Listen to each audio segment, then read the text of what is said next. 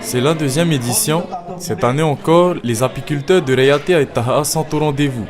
Démonstrations, dégustations, informations ou échanges entre professionnels de la filière et les intéressés.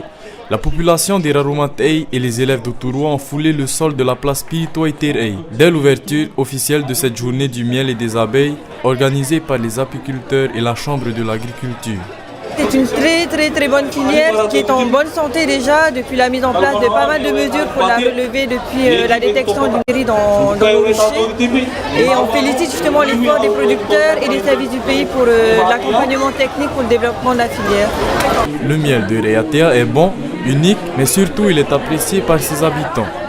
On compte une cinquantaine d'apiculteurs, une centaine de ruchers et près de 800 ruches, ce qui fait de l'île la première productrice de miel des îles sous le vent. Alors la reine en général, on le garde à peu près entre 3 et 5 ans en métropole. Mais il ne faut pas oublier qu'en métropole, la reine elle travaille la moitié de l'année.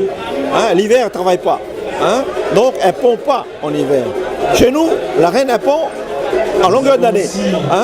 Non, on garde la reine 2 ans à peu près, la moyenne, 2 ans. Il y a des reines qui vont exceptionnellement vers 3 ans, mais c'est exceptionnel. L'objectif de cette journée, la mise en valeur de la filière apicole de façon à susciter des vocations parmi les jeunes qui veulent se lancer, mais également de sensibiliser la population à cette activité et surtout à la préservation de l'environnement qui n'y est pas dissociable. En gros, s'il faut faire du miel, il faut bien le faire et avec les bonnes pratiques. Dès la première ruche, c'est un apiculteur. Voilà, après il y a des mesures, comme on l'a dit, d'accompagnement pour le former. Donc il y a différents niveaux de formation qui sont mis en place au travers donc, comme il disait Claude Tardy, on peut utiliser soit le couteau, soit le peigne. Pour l'aider à développer. Vous pouvez déjà voir le miel qui coule des rayons. Toutes les activités qui ont des coûts parce qu'on a des produits dérivés aussi du miel. Nous, ce qu'on fait, nous, dans l'association, une fois que le jeune a suivi sa formation, c'est de les binômer avec un ancien qui l'accompagne dans son parcours, et du moins les premiers temps, la première, deuxième année, qui travaille collatéralement avec un ancien, qui lui apporte des techniques, de l'expérience. Voilà. Ces apiculteurs produisent et commercialisent leur miel exclusivement à Reyatea. Ils alimentent donc le marché local. Bien que la demande reste forte, la production de miel est aussi en augmentation.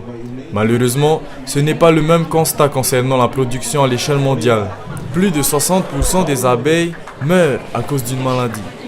Il y a une semaine, j'ai vu une info, parce que c'est un journal, en Corrèze là-bas, qui parlait d'une nouvelle maladie qui vient d'arriver et qui touche le milieu de l'apiculture. Justement, depuis qu'on a détecté cette bactérie sur la Polynésie française, les mesures ont été prises, les formations aussi ont été mises en œuvre. On a fait le nécessaire pour sensibiliser et les producteurs et les personnes qui sont intéressées de se lancer dans la filière.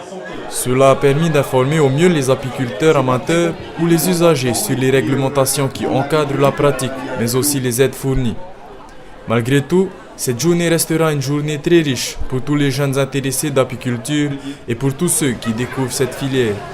Le doux miel de Reyatea et ses dérivés, un plaisir pour les yeux, mais surtout pour les papilles. Rendez-vous l'an prochain pour une 3e édition.